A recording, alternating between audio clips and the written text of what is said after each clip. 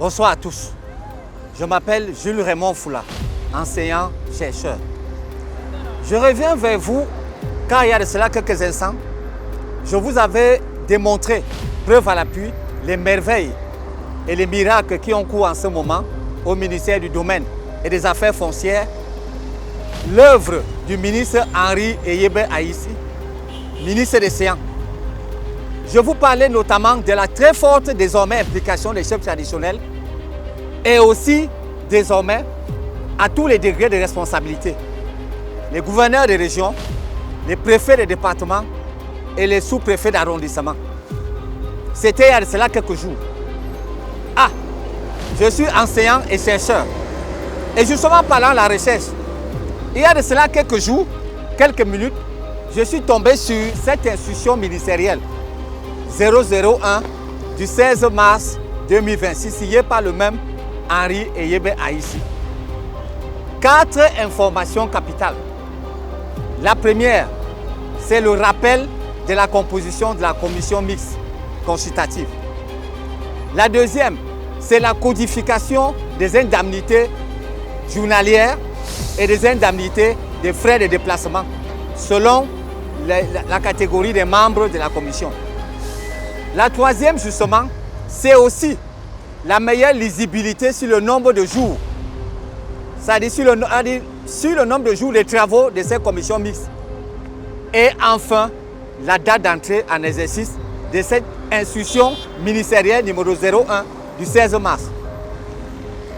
Pour ce qui est de la commission consultative, il est clair désormais, grâce à cette institution que voici, et que je vous demande d'ailleurs de vous approprier, il est clair désormais que la présidence est assurée par l'autorité administrative territorialement compétente, le gouverneur des régions, le préfet des départements, le sous-préfet territorialement compétent.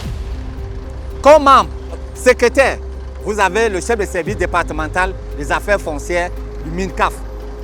Membre, le chef de service départemental du cadastre. Membre également, le ministère de l'urbanisme, si c'est en zone urbaine, le ministère des forêts, si c'est en zone forestière. Ou alors, tout autre département ministériel concerné. Membre également, les chefs traditionnels dont le rôle a été renforcé grâce à Henri Eyebe Aïssi. Deuxième information, la codification de la prise en charge d'indemnités forfaitaires qui va de 15 000 à 5 000 selon l'échelon qu'on occupe dans la commission. Troisième information, la codification de l'indemnité forfaitaire journalière pour les frais de déplacement qui est de 25 000 pour tout le monde, pour tous les membres de la commission. Quatrième information capitale de cette institution ministérielle d'Henri Eyebe Aïssi, c'est la grille d'évaluation du nombre de jours de la commission consultative mixte. Moins de 1 hectare, 1 jour. Moins de 5 hectares, 2 jours. Moins de 10 hectares, 3 jours. Moins de 20 hectares, 4 jours. Moins de 30 hectares, 5 jours. 30 hectares et plus, maximum 7 jours. Pourquoi tout ceci? Parce que précédemment, c'était à la tête du client. Le client n'était pas protégé.